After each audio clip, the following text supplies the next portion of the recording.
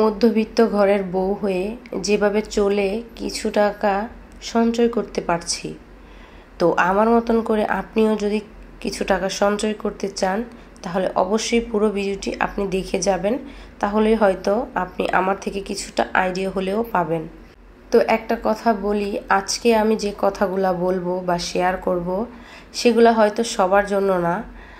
যারা কিনা 15, 10 বা 20,000 টাকা এরকম বেতন বা প্রতি মাসে ইনকাম হয়ে থাকে, তাদের জন্যই আমি এই কথাগুলো বলবো বা আমি আমার আইডিয়াগুলো শেয়ার করব। তো অবশ্যই বন্ধুরা আমার পুরো ভিডিওটি আপনারা দেখবেন। তো নমস্কার বন্ধুরা, কেমন আছেন সবাই? আশা করি সবাই খুব ভালো আছেন, আর আমিও খুব ভালো আছি। তো দেশ এবং দেশের বাহির থেকে আপনারা যারা ভিডিওটি দেখছেন আপনাদের সবাইকে পরিস কিচেন ব্লগে স্বাগতম। তো আজকে আমার ভিডিওটি আমি খুব সকাল থেকেই শুরু করেছি। ঘুম থেকে উঠেই আমি স্নান টান করে একদম পুজো টুজো দিয়ে তারপর রান্নাঘরে চলে আসছি। আজকে সকালে ভাত রান্না করব, তো তার জন্য আমি কুমড়ো আর আলু সিদ্ধ, মুগ ডাল একসাথে 3টা প্রেসার কুকারে চাপিয়ে দিব। আর অন্যদিকে আমি ভাত বসিয়ে দিয়েছি। তো আজকে সিদ্ধ ভাত খাবো, তার জন্য সকাল সকাল সিদ্ধ ভাতই বসিয়ে দিচ্ছি। আজকে ভিডিওতে আমার সংসারের কাজবাজ দেখানোর পাশাপাশি আমার সংসারে কিছু টাকা আয় করার ব্যাপারে আপনাদের সাথে আমি শেয়ার করব। তো বন্ধুরা অবশ্যই পুরো ভিডিওটি স্কিপ না করে দেখে যাবেন। আর যারা কিনা লাইক দিতে ভুলে যান, প্লিজ আগেই বলছি একটা লাইক দিয়ে তারপর ভিডিওটি দেখা শুরু করবেন। আসলে ভিডিওটি দেখতে দেখতে অনেক সময় অনেক বন্ধুরা আছে আমার যারা কিনা লাইক দিতেই ভুলে যায়, কারণ আমার ভিডিওতে যেমন ভিউজ আছে বা যেমন কমেন্ট আসে তেমন কিন্তু লাইক আসে না। তো অবশ্যই আপনি একটি লাইক দিয়ে অপরকেও এই ভিডিওটি দেখার সুযোগ করে দিবেন। আর আপনাদের এই একটি লাইক কিন্তু আমাদের অনেক অনেক উৎসাহ ও অনুপ্রেরণা দেয়। তো যাই হোক বন্ধুরা, অবশ্যই ভিডিওটি জুড়ে থাকবেন। আমরা যারা ঘরের গৃহিণীরা আছি আমরা কিন্তু চাইলেই অনেক টাকা আয় করতে পারি, আবার চাইলেই অনেক টাকা ব্যয়ও করতে পারি। প্রত্যেকটা ঘরের সব কিছুর ঊর্ধ্বে একটা নারীর উপর মানে ডিপেন্ড করে যে একটা নারী কিভাবে তার সংসারটাকে সুন্দরভাবে গুছিয়ে নেবে। অল্প ইনকাম হোক আর বেশি ইনকাম হোক, সেটা কিন্তু প্রত্যেকটা নারীর বুঝে শুনেই হিসাব করতে হবে বা চলতে হবে। আপনার স্বামী যদি 1 লক্ষ টাকা ইনকাম করে, সেক্ষেত্রে কিন্তু আপনি সেই মাফিকই খরচ করে আপনার আয়টা করতে পারবেন। আর আমি যেহেতু মধ্যবিত্ত ঘরের একজন গৃহিণী, তো সেক্ষেত্রে আমার মতন যারা কিনা আমার মতন হাজব্যান্ড 10, 15 বা 20,000 টাকার মধ্যে ইনকাম করে থাকে, তারা কিন্তু অবশ্যই সেই আয়টা কতটুকু করতে পারবেন বা ব্যয়টা কতটুকু করতে পারবেন সেটা বুঝে শুনেই করবেন। আমাদের মতো মধ্যবিত্ত ফ্যামিলির যারা আছে, যারা কিনা 10, 15 বা 20,000 টাকার মধ্যে ইনকাম করে থাকেন, তারা অবশ্যই একটু হিসেব নিকেশ করে তারপর সংসারটাকে চালানোর চেষ্টা করবেন, যাতে আপনার সংসার চালিয়ে আপনার কিছু টাকা হলেও সঞ্চয় থাকে।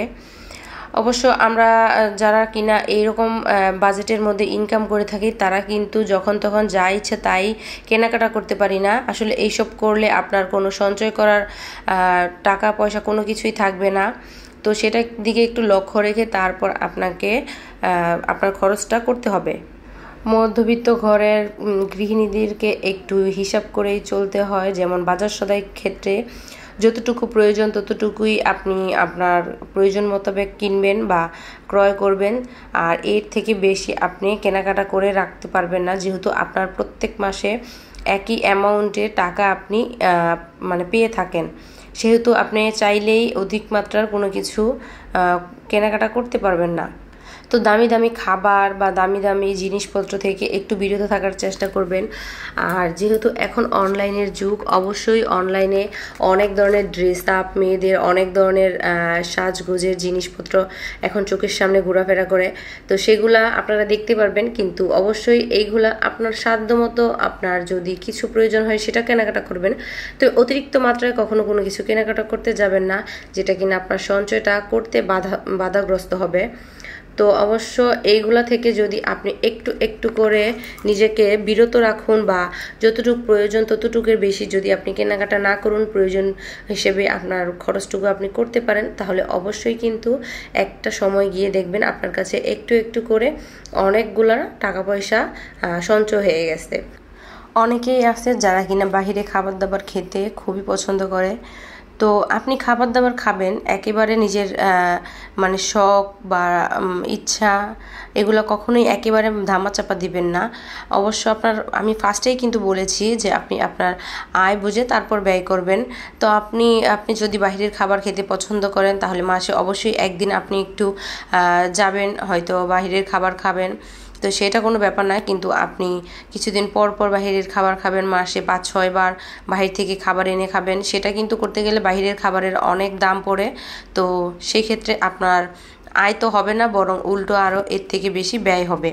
তো এর জন্য বলবো যে বাইরের খাবারটা খাবেন, তবে মাসে একবার খাওয়ার চেষ্টা করবেন, কিংবা 2 বার ঘুরতে যাবেন খাবেন, কিন্তু অধিক মাত্রায় কখনোই বাইরের খাবার কিনে এনে খেতে চেষ্টা করবেন না, তাহলে আপনার কখনোই এখান থেকে আপনি সঞ্চয় করতে পারবেন না। আর তারপর হচ্ছে আপনি যদি মাছ কিনতে যান, অবশ্যই অতিরিক্ত মাত্রায় যে দামি মাছগুলো থাকে সেই মাছগুলা কিনতে যাবেন না, কারণ অধিক মাত্রায় দামি মাছগুলো কিনতে গেলে হয়তো আপনার অনেক টাকা সেখানেই খরচ হয়ে যাবে। সেক্ষেত্রে কিন্তু আপনার পুরো মাসে সংসার খরচটা চালাতে গেলে একটু হিমশিম খেতে হবে। তো সেক্ষেত্রে বলবো আপনি কিছুটা দামি মাছ আনবেন, কিছুটা একটু কমের মধ্যে, যেমন তেলাপিয়া, তারপর হচ্ছে আপনার পাঙ্গাস মাছ, এইসব ধরনের কিছু মাছের মধ্যে এনে রাখবেন। এইরকম ধরনের মাছ বা মুরগি আপনি যদি একান্তই মানে ফার্মের মুরগি খেতে না পারেন, তাহলে বলবো অবশ্যই, যদি না পারেন তাহলে তো কিছু করার নেই, সেক্ষেত্রে আপনি মানে সোনালী মুরগি বা দেশি মুরগি যেটাই খেতে চান সেটাই খাবেন। কিন্তু কথা হচ্ছে অধিক মাত্রায় কোনো কিছু খরচ করতে যাবে না, তাহলে কিন্তু আপনি আর সঞ্চয় করতে পারবেন না। তবে এইটাও কিন্তু একটা কথা যে আপনি আপনার আত্মাকে কষ্ট দিয়ে কখনোই সঞ্চয় করতে যাবেন না। আপনি অতিরিক্ত মাত্রা মানে খেতেও যাবেন না, বা অতিরিক্ত মাত্রায় আয়ও করতে যাবেন না।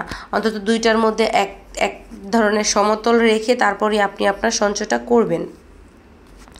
মানে আমি কিন্তু বলতে চাচ্ছি না যে আপনি একদম আপনার ইচ্ছে, আপনার আশা, যত কিছু আপনার চাওয়া পাওয়া সব কিছু একদম মাটি চাপা দিয়ে তারপর আপনি টাকা সঞ্চয় করুন, সেটা কিন্তু না। তবে আপনি আপনার ইচ্ছা, আপনার যত শখ পূরণ আছে সব কিছুই করবেন, তবে সাধ্যের মধ্যে করবেন, অল্প একটু একটু করে করার চেষ্টা করবেন, একেবারে কখনোই করতে যাবেন না। অনেকেই আছে যারা কিনা অনলাইন থেকে অনেক ধরনের জামা কাপড় দেখলেই পছন্দ হয়, বা প্রতি মাসে দরকারের বেশিও কেনাকাটা করে, তো সেগুলো থেকে একটু বিরত থাকার চেষ্টা করবেন। আপনার অবশ্যই জামা কাপড় কেনাকাটা করবেন, তবে যতটুকু আপনার প্রয়োজন ততটুকুই কেনার চেষ্টা করবেন। এর বেশি হয়তো যদি কিনে আপনি ড্রেসটা ঘরে ফেলে রেখে দেন, তাহলে কিন্তু আপনার টাকাটা সেই জায়গায়ই খরচ হয়ে যাবে, সেটা কিন্তু আর আপনি আপনার কাছে রাখতে পারবেন না, বা সেটাকে সঞ্চয়ও করতে পারবেন না।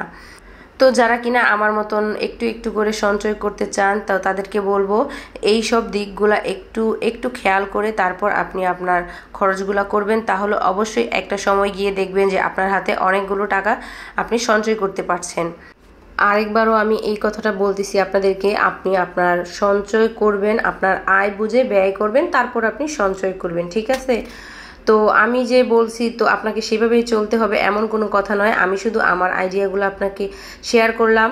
তো আপনার যদি ভালো লাগে অবশ্যই আপনি এইভাবে চলতে পারেন, আর যদি ভালো না লাগে তাহলে অবশ্যই স্কিপ করতে পারেন, তাতে কোনো সমস্যা নেই। একটা কথা কি বলবো, হয়তো আপনি একটু কষ্ট করে চলবেন, কিন্তু আপনি যখন একটু একটু করে সঞ্চয় করে আপনার কাছে একটা মানে টাকা পয়সা বা অ্যামাউন্ট আপনি জমা করে রাখতে পারবেন, তখন কিন্তু আপনার কাছে একটা ভরসার জায়গা থাকবে। একটা বিপদে পড়লে আপনি সেইখান থেকে সেই টাকাটা নিয়ে আপনি খরচ করতে পারবেন।